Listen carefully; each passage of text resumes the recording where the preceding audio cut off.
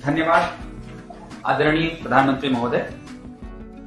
आज रीवा ने वाकई इतिहास रच दिया है।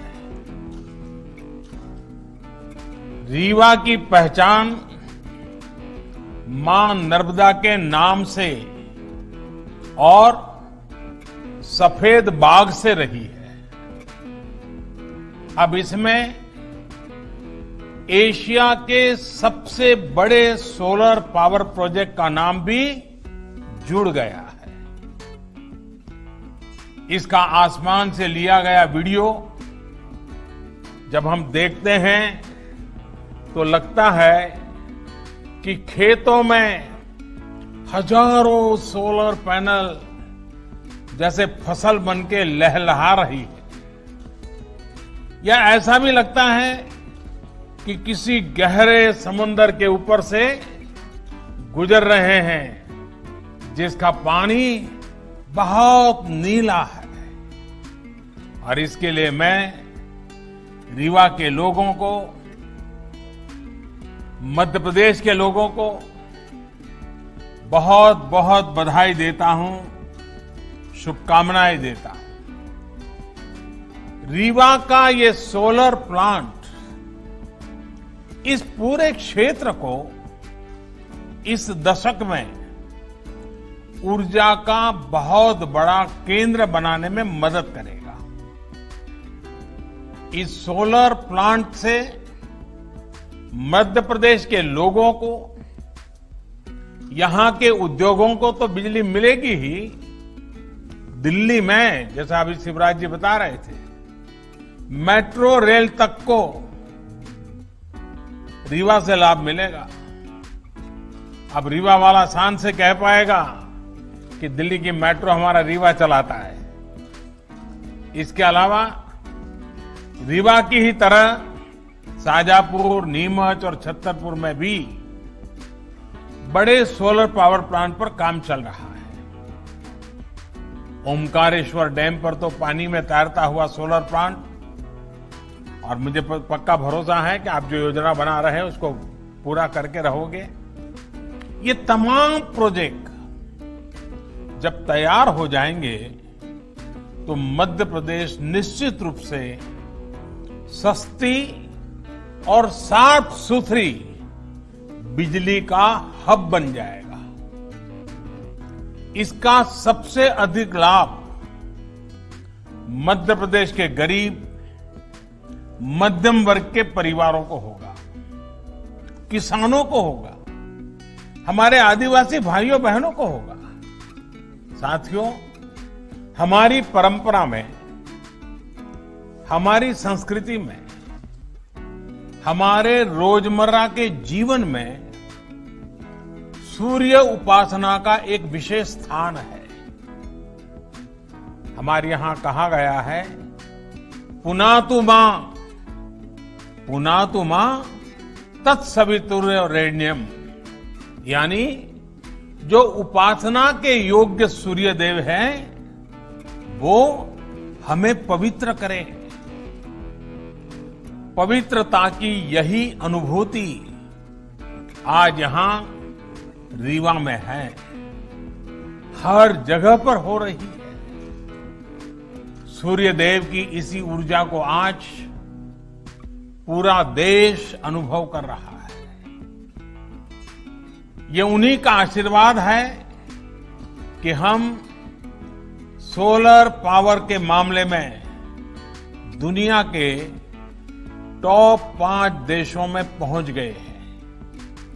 साथियों, सौर ऊर्जा आज की नहीं बल्कि 21वीं सदी की ऊर्जा जरूरतों का एक बड़ा माध्यम होने वाला है, क्योंकि सौर ऊर्जा श्योर है, प्योर है और सिक्योर है।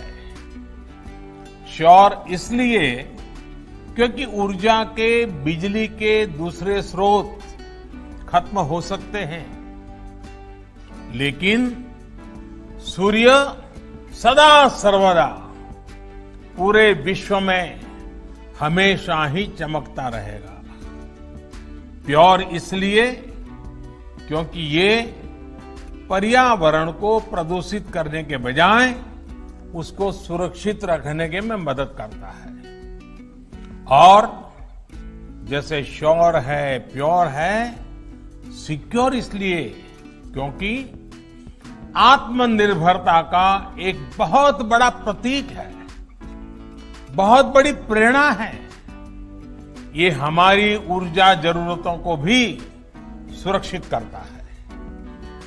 जैसे जैसे भारत विकास के नए शिखर की तरफ बढ़ रहा है, हमारी आशाएं, आकांक्षाएं भी बढ़ रही है और वैसे वैसे हमारी ऊर्जा की, बिजली की जरूरतें भी बढ़ रही हैं। ऐसे में आत्मनिर्भर भारत के लिए बिजली की आत्मनिर्भरता बहुत आवश्यक है।